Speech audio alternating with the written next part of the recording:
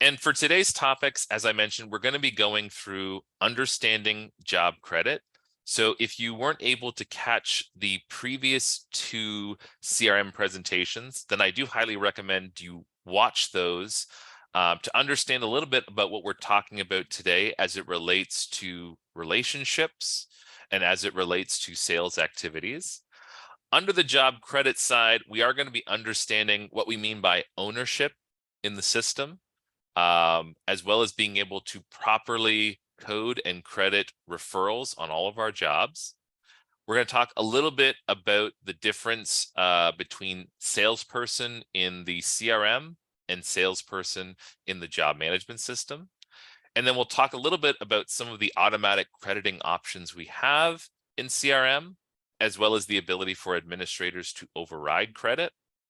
And then for those companies who struggle with getting their employees to really take advantage of the CRM and put in all of their sales activities, we'll go through a little bit about the job credit removal system and how it works, as well as how the job notifications and alerts work for when a new job is credited and how that information is set up. And then one of the biggest questions we get on the CRM side is how to understand the client ranking system and how we break down the valuation of our organizations and contacts. One of the things that we added in this presentation since the user conference is there's going to be some changes that are being made statistically on how we evaluate referral versus associated value. And some of those changes I'll be able to show you today that are coming in the CRM, as well as really understanding the terminology that we use for financials in the CRM as it relates to revenue associated to our relationships. So without further ado, let's just jump right into understanding job credit. And certainly one of the things that we want to take a look at is how credit is assigned in the CRM. And in order to understand that, you have to understand how we can receive credit associated to our relationships. So in both the job management and CRM system, we can establish ownership over a relationship by simply putting our name down as the salesperson associated to that record. And this can happen at any level. I can own a corporate office, I can own a site location, and I can own any contacts that exist within the system. And again, you can only have a single salesperson at each of those levels. But of course, if I have an office with 10 contacts in it, then I do have the ability to have each of those contacts owned by a different salesperson. So in here, I would want to go in as kind of a starting point for anyone who's either using the CRM or even just on the job management system to establish that ownership up front so we know really who's accountable for managing these records.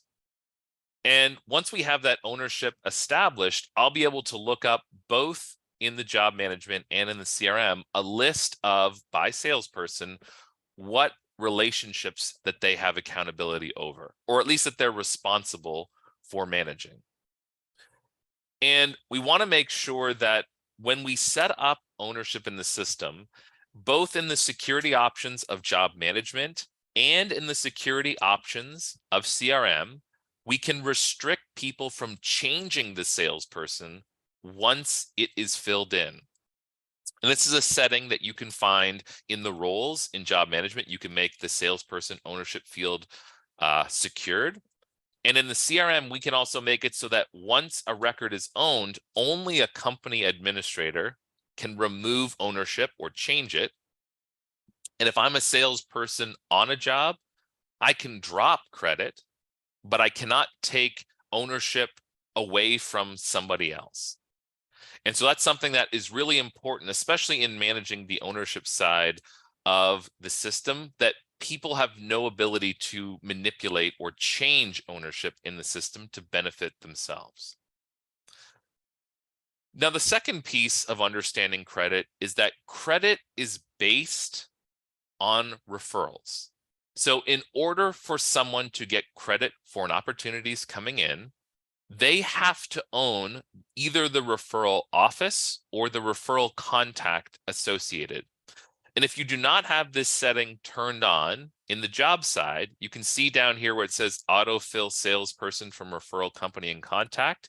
If you have that checked off, the system will automatically put the salesperson on your job as a relationship, which is important, again, to seeing in the job management side, because just because there's a salesperson on the job does not necessarily mean that that person is going to get credit in the CRM. And we'll talk about the different situations where that is possible. Now, this is just a really quick recap of the different referral levels. But as we know, every single job that comes into your system, regardless of whether it's sold or not, needs to have at the very least these very first two levels defined. The referral source is really just a grouping mechanism that we use. So in my example here, I could get a job direct from insurance. And so I wouldn't put the insurance company's name or brand under the referral source. I would put a header like insurance. And then I would use the referral office to establish who it is that we're dealing with under the insurance bucket. And these are just examples, again, that you can see how we can structure this. But we really want to make sure that that source does not contain a company name or a contact name, because that will likely make the person who's entering that referral information say, well, I've already entered that. I don't need to enter the office or contact again.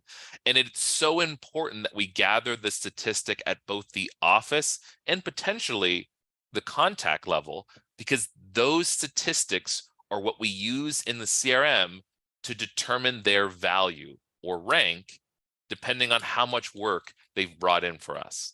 And the only way to associate referral credit is to make sure that we're adding that company and contact on every single job, certainly the contact only where applicable, but we'd want to make sure that we've identified those things on every opportunity coming in. And for those of you who participated in the job management class with the new intake screen, you can now make referral information required when creating a job in Proven Jobs, which, again, if we go back to the philosophy, I may not make the referral contact required, but I would certainly make the source and company required, so it forces the intake people to capture that information every time on our job. Now, you can see here on my example that, yes, you can select the salesperson separate and independent from the referral company or contact. However, as I mentioned before, we really want to make sure that just because you listed the salesperson on the job does not mean they're getting credit in the CRM. The CRM solely looks at credit from an ownership level, meaning that you have to be listed as either the owner of the company or the contact on the job. And I'll go through three really quick examples for you.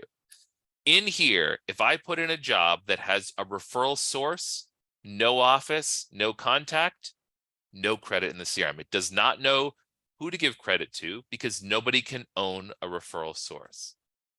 The second example is if I have a referral office in place and a salesperson is assigned to that referral office, then that person will automatically get credit in the CRM for that job opportunity.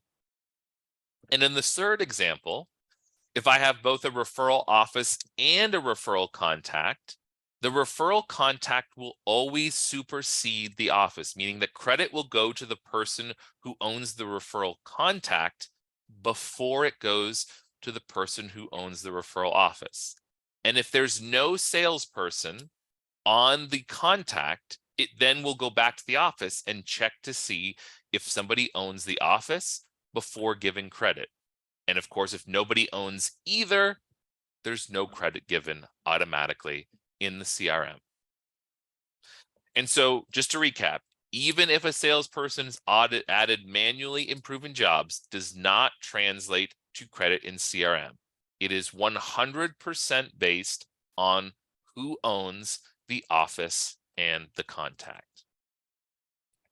Now, of course, as we all know, there's always exceptions to every rule. And so the fail-safe in the CRM is that if you are listed as a company administrator, meaning that you have access into the company settings, then when a job comes into CRM, you have the opportunity to override the credit to another salesperson, or even take credit away from the system that automatically gave credit to that salesperson. Now, what's important here is that if an admin either takes away credit or gives credit to another salesperson, no matter how many times that job referral information is updated, it will never supersede admin approval. It will always keep that information based on how the admin approves it.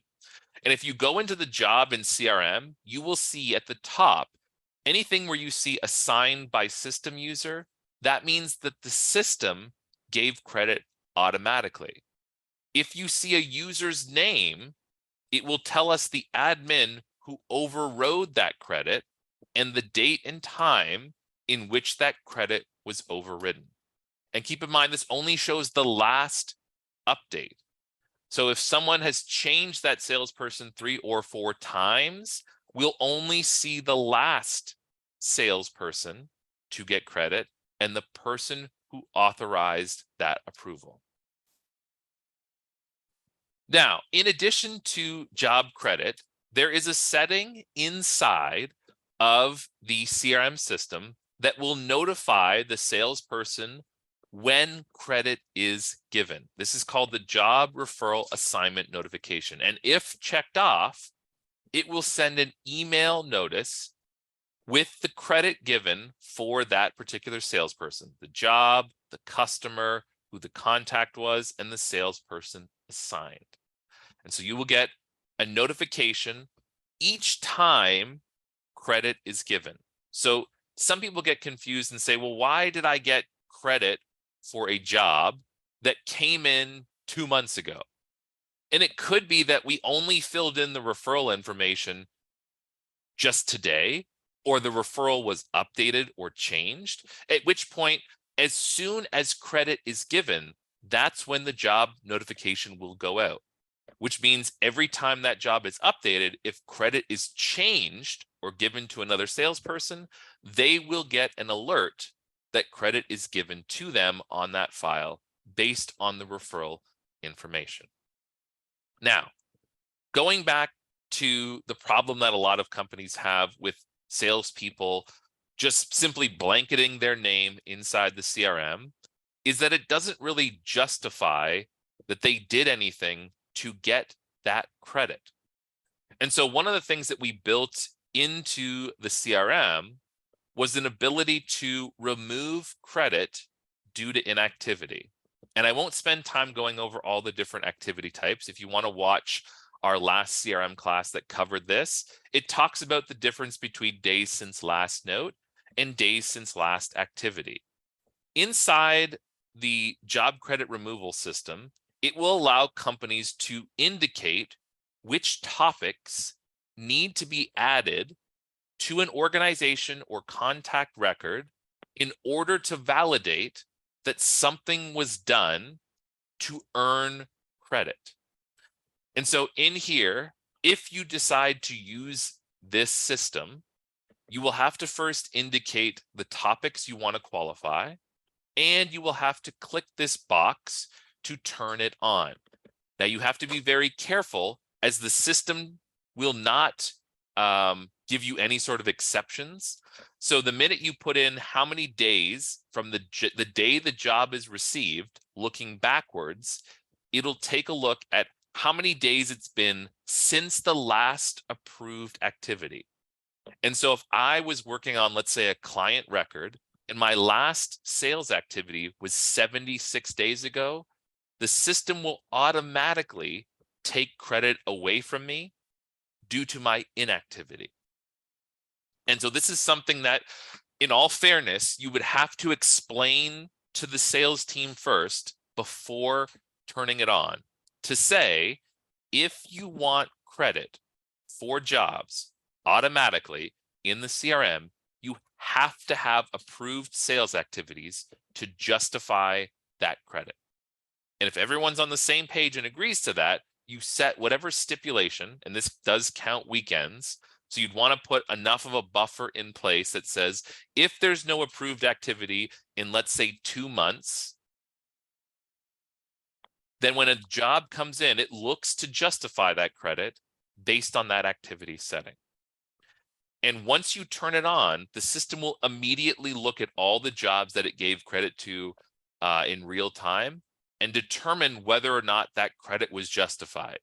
In which case, if credit is removed, it will provide a list inside the CRM for every single job that it removed credit on due to inactivity. Now, again, once you've taken credit away, you can't just undo that. So it's something that, again, you'd really want to make sure that you have people entering activities, or at the very least understanding that their activities do have an impact on whether or not they get credit for an opportunity coming in.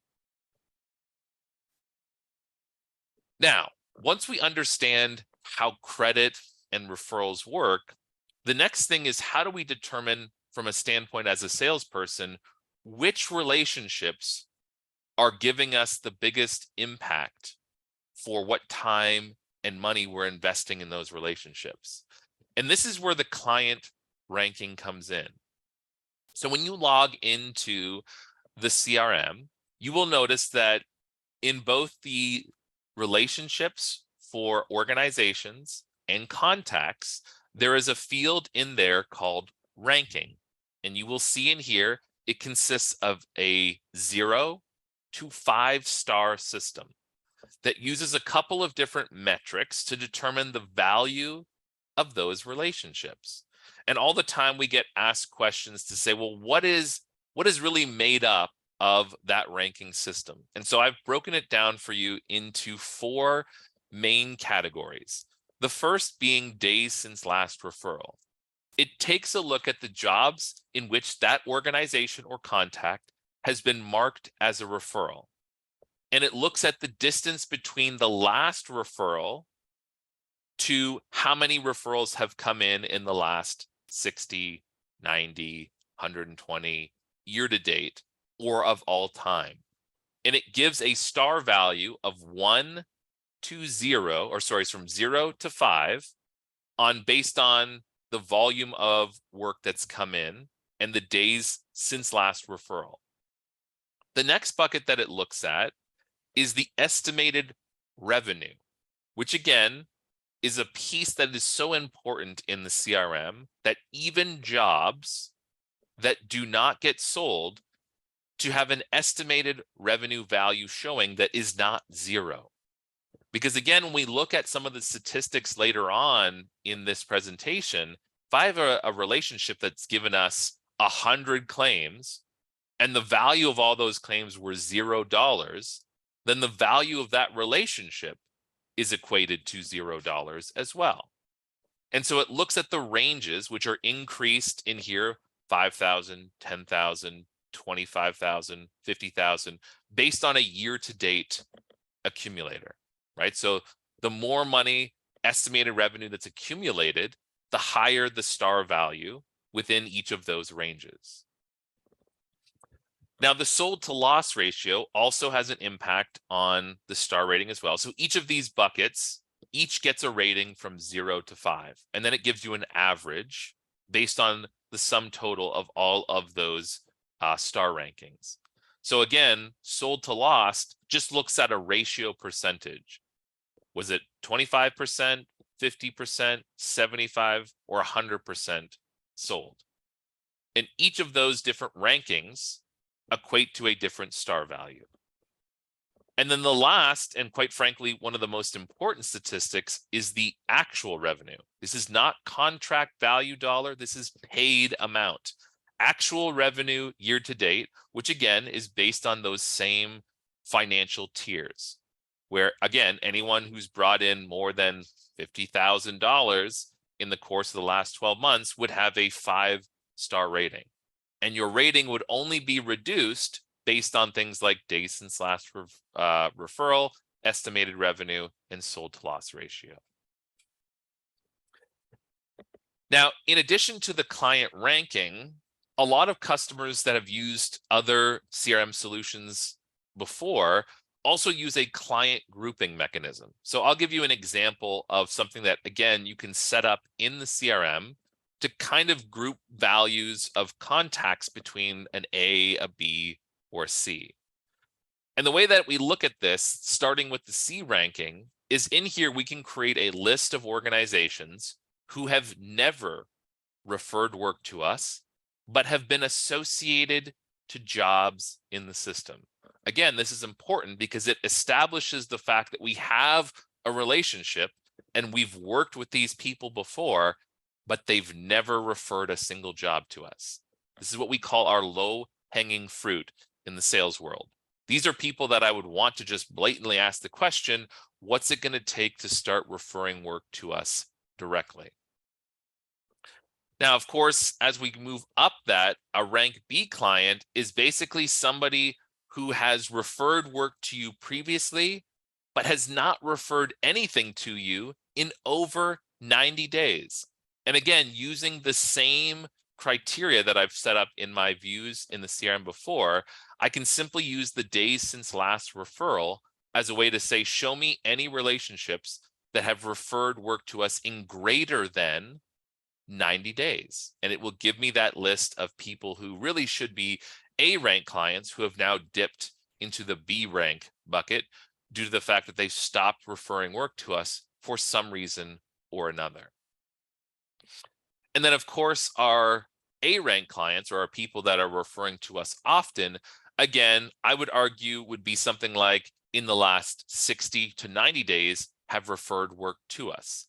Same criteria, but being able to come into the system and put in days since last referral is less than 90 or 60 days, depending on what kind of finite group we want to look at to consider as our A rank clients. And these are people that we probably have established relationships with already and are referring work to us on a regular basis. So probably don't need to pay attention to them as much until maybe they dip into that B rank bucket that requires us to reevaluate where that relationship stands.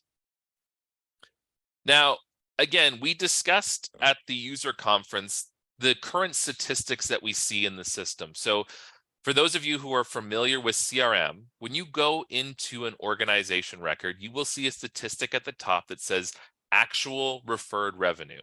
This top bar today only shows us the value of what this person has referred to us.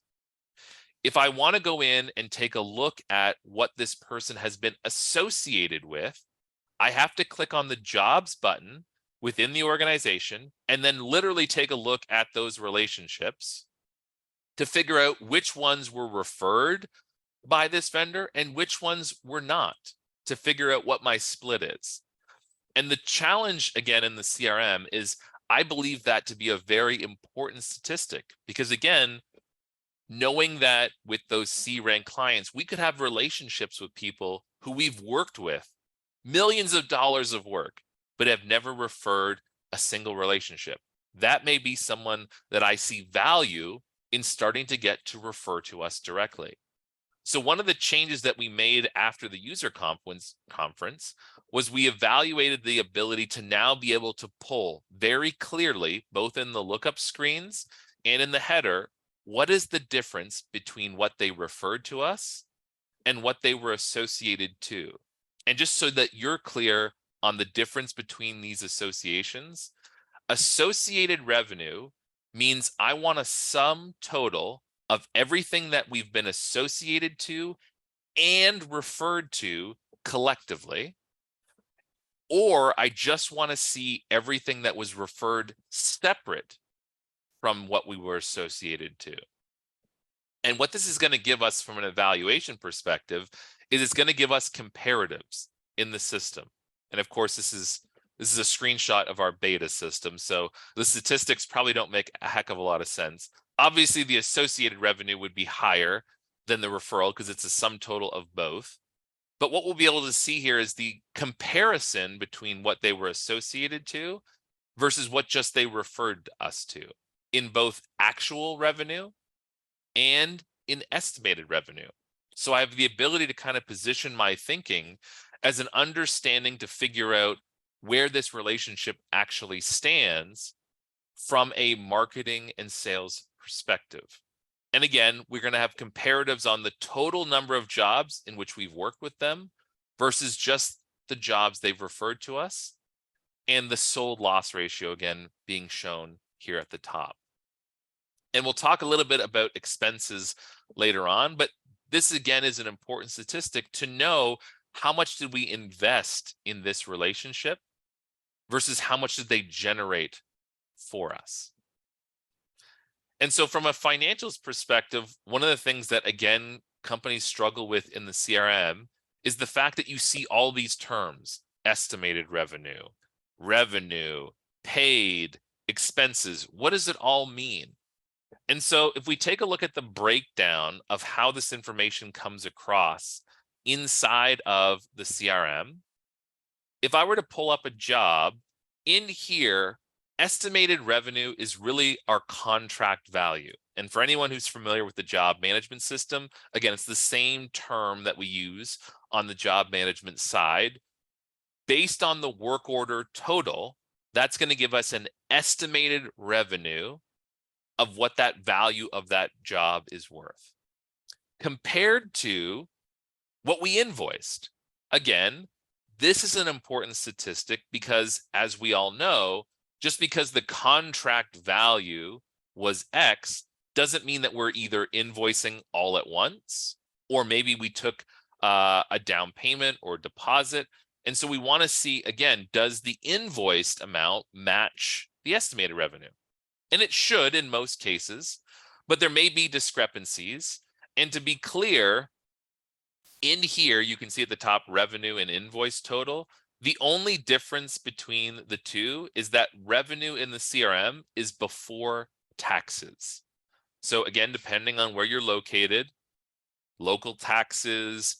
Again, if we see that information coming across from the job management system, the invoiced amount will always include the invoiced plus tax amount.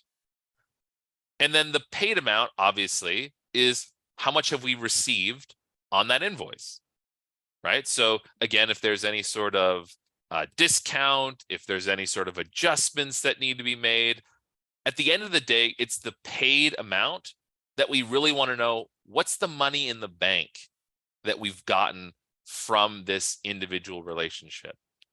And so knowing the difference between those amounts will certainly help you when we start to evaluate this from a reporting perspective. Now, the last piece that I skipped over back on our relationship is the expenses. And this is something that I find not a lot of people are using in the CRM, but it gives us the ability to now start to categorize the different types of expenses that we're spending on these relationships. And obviously that's going to vary based on the type of relationship that it is. I always talk about putting in Google as a relationship that we want to identify our return on investment for, because of how much money we spend on things like pay-per-click advertising, or how much money we spend on the Google Analytics, and being able to see, again, the value that's generated with people who find us or see us on the internet. And so these are things that, again, for some people, it's much easier to wrap your head around. Oh, I took this person out for dinner, or I stopped by this person's office and dropped off a gift. All of those help us to evaluate what did we invest in that relationship versus what did that relationship generate for us, both from an estimated or contract value versus actual money in the bank. Again, all of these are really important statistics in order for us to determine what our return on investment actually is, which again, this is just a simple formula, but it's taking a look again at what is the revenue, the actual revenue we generated from this relationship divided by our expenses to determine what our return on investment percentage is. And this is something that, again, there are a number of reports, and I won't spend too much time obviously going through the different reports in the system, but all of those numbers can statistically be pulled comparatively for each of our relationships. And this is the referral summary by organization report. This one in particular is run based on receive date. You can also run this same report based on paid date as well. And this will give us an evaluation of a relationship that tells us how much revenue, how many referrals, what are our expenses, the days since last referral, the days since last activity. And it really gives us a pulse on figuring out where does this relationship stand, not only in regards to what they brought in, but in regards to how we're actively managing that relationship. Certainly, if we want to keep that relationship growing and bringing in new business, are we actively following up, and do we have a plan to continue reaching out and establishing activities with both that office and those contacts? So again, just a recap of today, we covered obviously understanding job credit.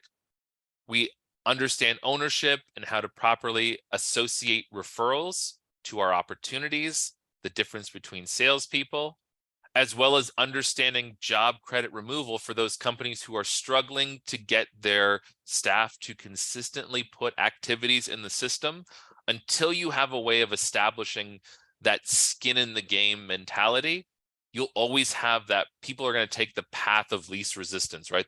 If they can avoid putting activities in, they will, up until the point where it justifies whether or not they get credit for a new opportunity coming into your office. As well as any questions that you guys have on client ranking, we have entire documents that are dedicated to how those statistics are put together. If you'd like a copy of that ranking guide, then just feel free to email our support center and we can send out copies. And if anyone has questions on some of the changes that are being made to the statistics in CRM or just ideas or feedback, we're always open to listening to those suggestions and feedback for you. I'm going to open this up now again to the audience. I do have a couple of chat questions, so I'll start with that. If there are any additional questions that you have, by all means, add them into the chat box, and I'll try and get to them throughout the next couple of minutes. All right, so the first question is, this credit removal only applies to jobs, and does it not remove their ownership on the account or contact? The answer is yes. The credit removal system does not take ownership away from somebody. It simply just discredits them on the job so that they are not shown as the salesperson getting credit. So you don't have to worry about people losing ownership. In essence, that problem will take care of itself when they stop getting credit for those jobs because they're not putting their activities in the appropriate amount of time. Next question is, does the CRM re-rank A, B, or C automatically? So these guides that I put up, if you need help setting these up, these views, I apologize for the flashing through these. This is all the way back in here. So if you look at these rank A, B, and C, these are just views that we set up. So if you have the stipulations built into your A, B, and C clients, meaning that you've gone in and you save the views to be only show me the list of clients that have not referred to us in over 90 days, these lists will update themselves statistically because these counters are constantly going up every single day. So if I have a list of C rank clients that are only based on people who have never referred to us, the minute they refer a work, they drop off this list because the criteria is only showing us people who have never referred work, which in this case, you would just simply put in ranking is null, meaning there is no rank to give.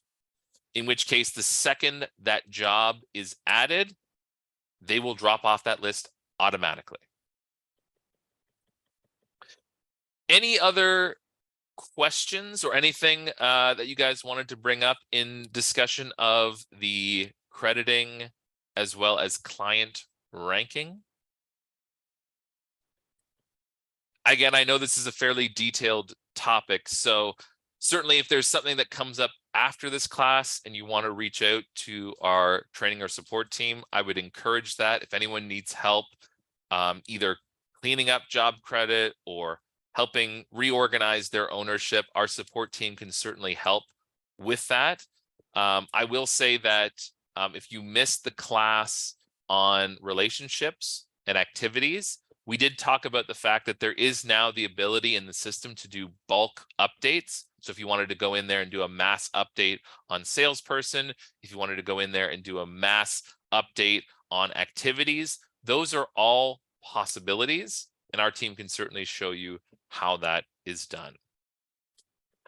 Well, it looks like that's all the questions that we have for today. So I do want to thank everyone for coming out to today's session on understanding job credit and client ranking. If you have any questions, please feel free to reach out to us. And today's recording will be made available later this afternoon on our YouTube channel. Thank you again, guys, for your time, and have a fantastic day.